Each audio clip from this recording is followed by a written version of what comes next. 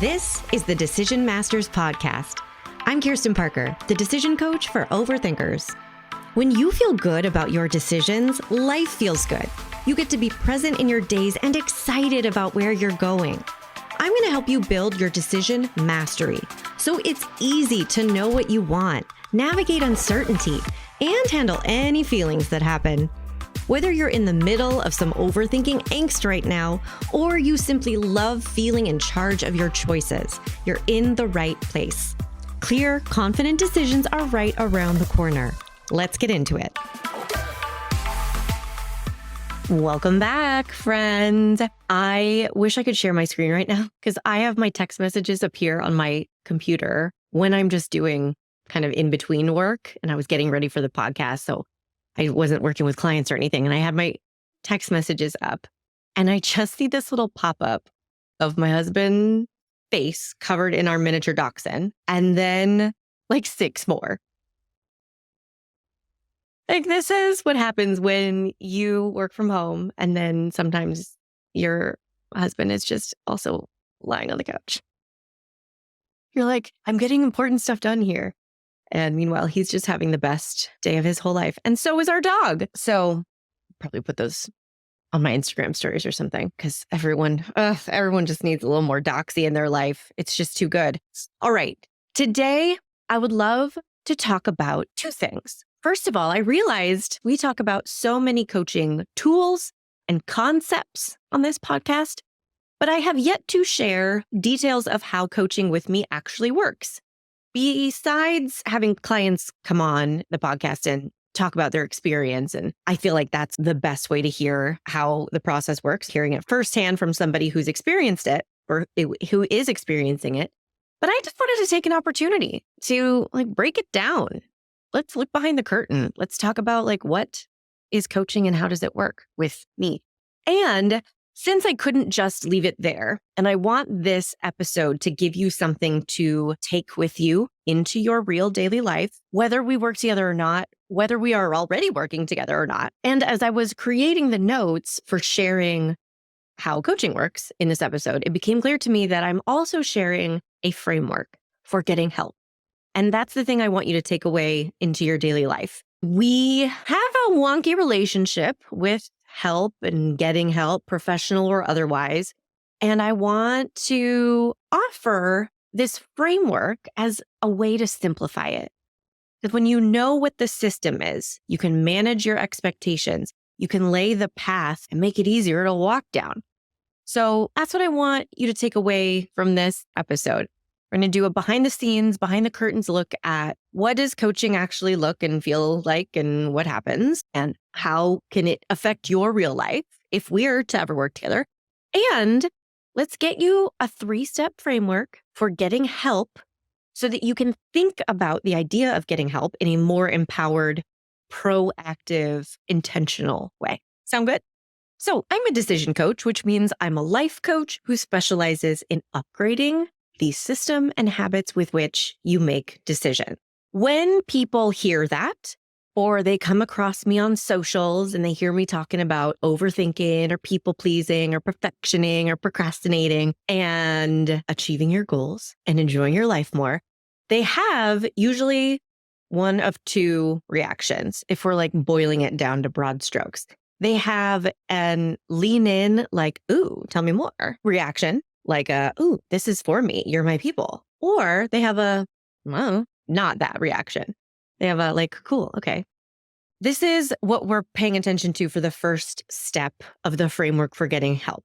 Step 1 is following your intuitive hit. As I mentioned, people like us who can be overthinkers, who can be overworkers, can have a complicated relationship with help.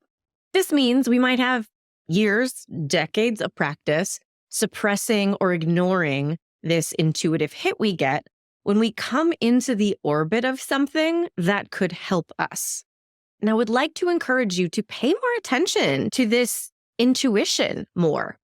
Really start listening to yourself about what you are drawn to and what you are kind of repelled from, especially if you are going through a challenge or you want to achieve great things or make a lot of progress.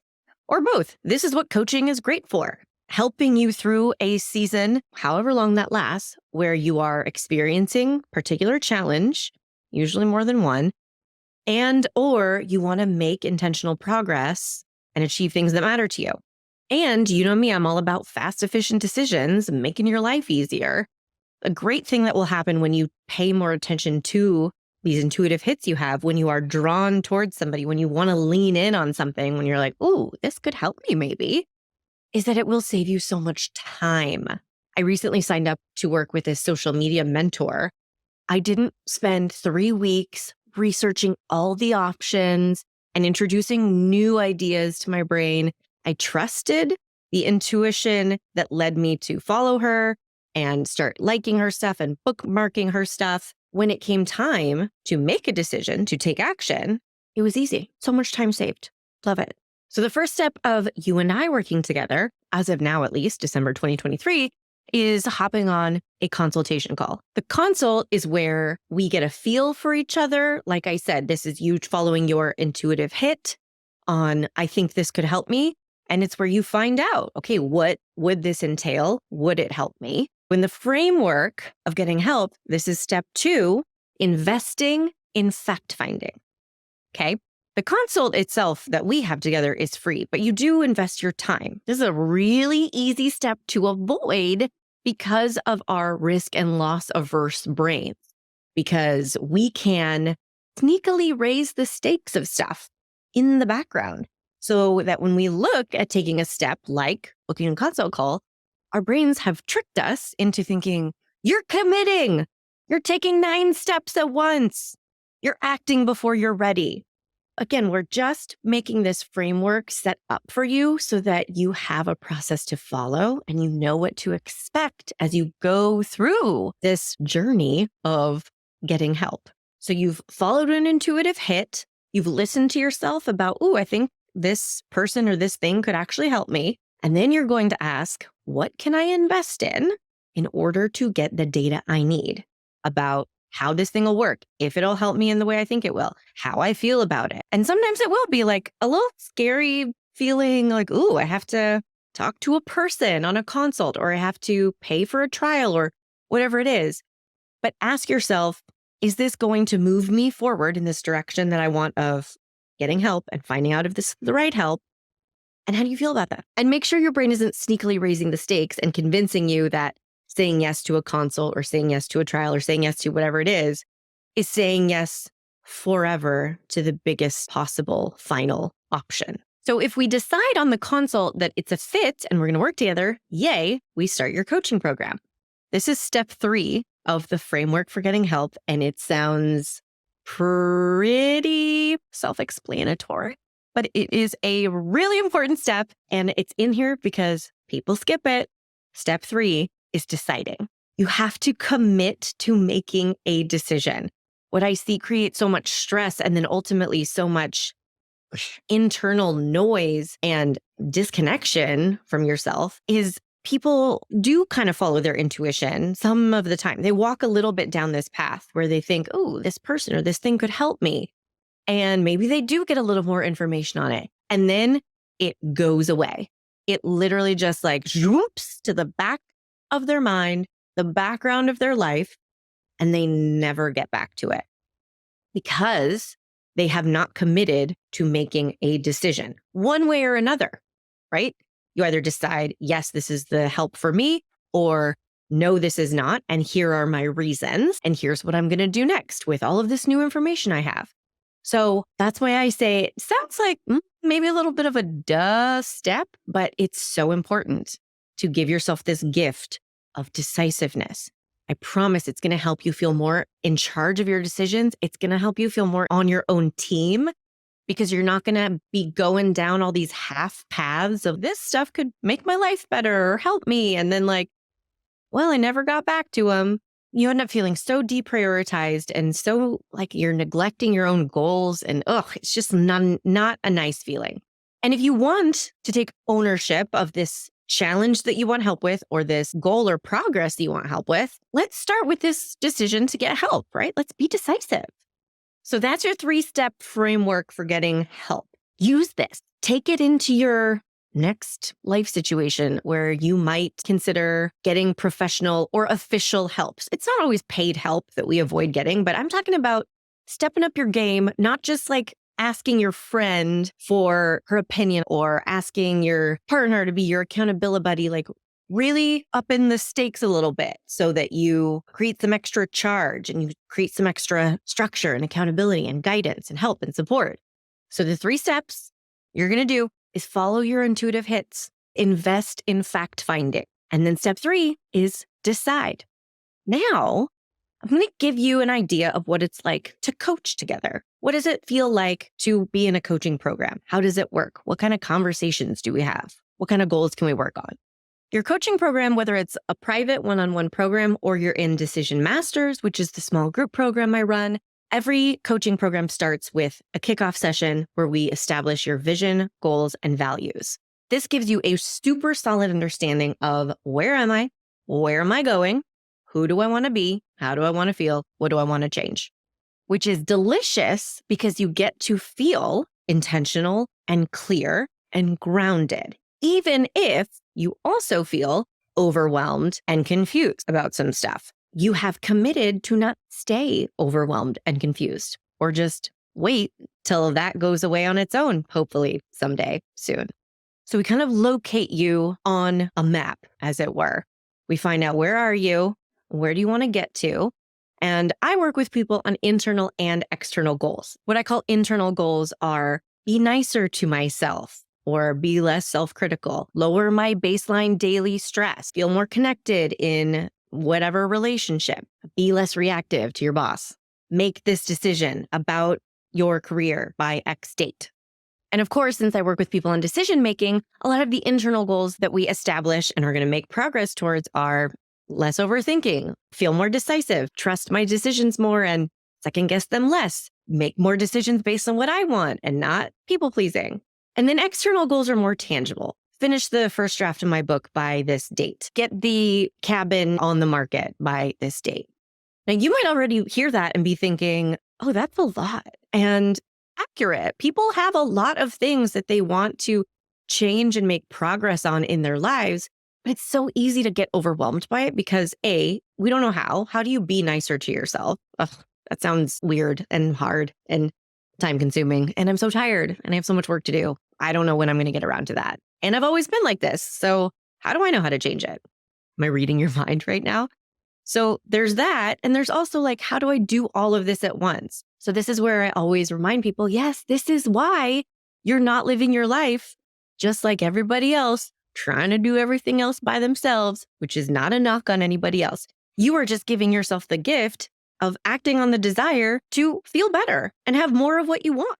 And that requires help. So if you're listening right now and you're thinking, I would like to feel less stressed and feel better about my time management and get this like project done, and I don't know how to do all of that at once, that's where I invite you to breathe and remember, if we're working together, you don't have to do it all at once. And you don't have to do it all by yourself. People enter a coaching program as a commitment to themselves. Like, I'm going to keep this stuff important and I'm going to make space for it in my life. And I'm going to ask this person with an expertise in these areas to help me get it done in a way that doesn't burn me out and doesn't cause me to neglect the rest of my life. So from there, from that kickoff session where we've established your vision, goals, and values, we start looking at how can we start changing these habits? Where can we utilize opportunities in your everyday life to practice laying down new patterns, deviating from old patterns? And we look at how are we going to be proactive about these external goals that you have? What time and energy are you realistically going to give them this week, this month? What's the game plan? What feels like it's going to be hard about that? And how can we make it easier? So we start introducing a little extra structure, not changing everything all at once, not deep diving into burnout, but introducing a little proactive, intentional structure. We also increase your awareness of this vision you've established for who you want to be, how you want to feel, these values that you've identified that you want to align with, and the habits that you want to change.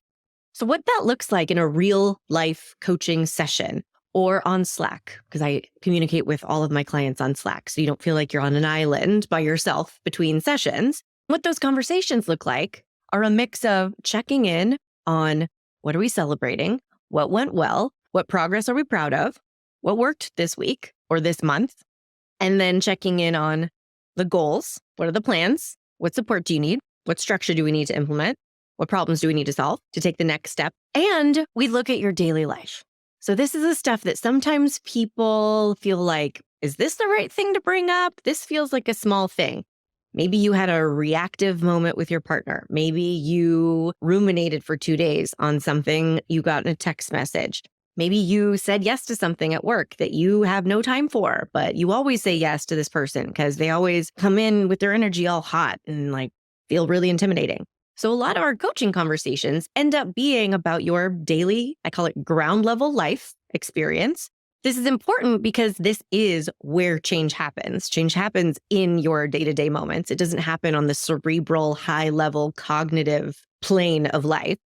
We have to tap into that. We have to go to that high level, but you're not going to change your people-pleasing habits from inside your head exclusively. You have to go out into the world and be in situations where you have opportunities to people please and start experiencing those opportunities differently. So that is what we work through in the coaching conversations.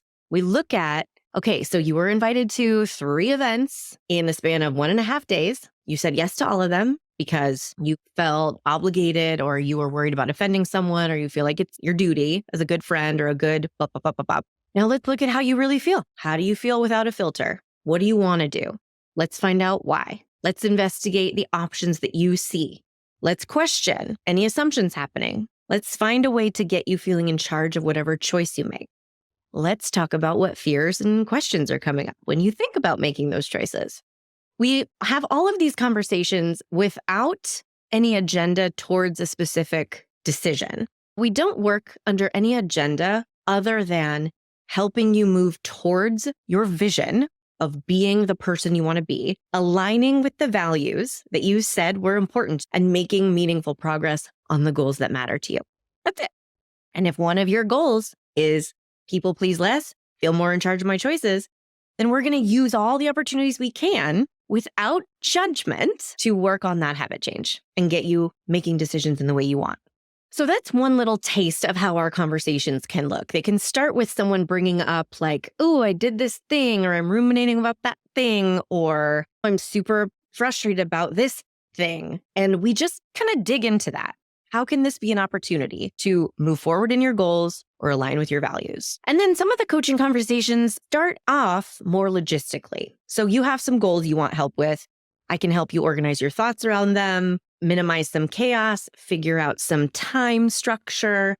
And then we get into evaluating, okay, how's it working? How easy is it to implement this plan that we created? And these conversations are so helpful for overworkers who are too freaking hard on ourselves, because we tend to think, I just need to do it better. I just need to do better work and stop being so fill in the blank, however you're judging yourself.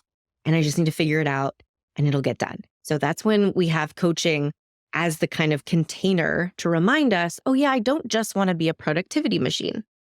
I want to get so-and-so done. I want to make progress on X thing. I also want to set kinder self-expectations. I want to be less self-critical.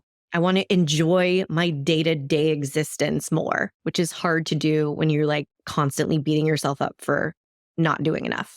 Am I right? So we can take a look at the logistics of how's your goal progress, what you doing, what's working, what's not working. But we don't just look at it through the lens of productivity and efficiency. We look at it through the lens of, is this happening in the way that you want? Are there things we can make easier?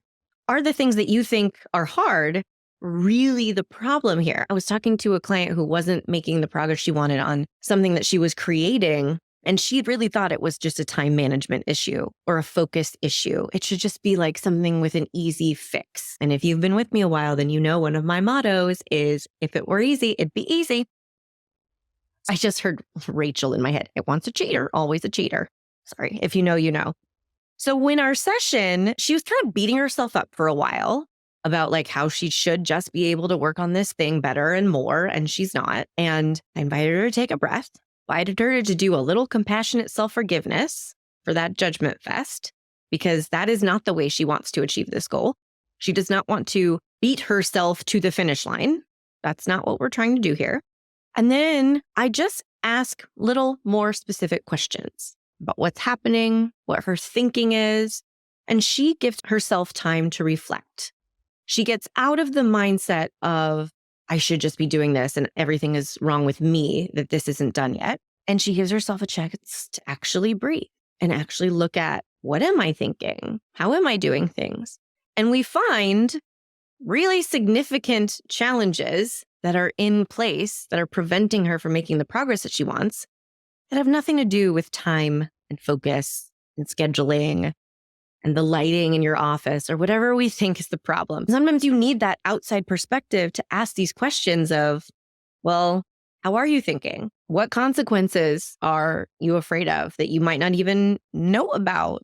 What are you assuming? What standards are you holding yourself to? What help are you not asking for? So that's another little taste of a behind the scenes coaching conversation.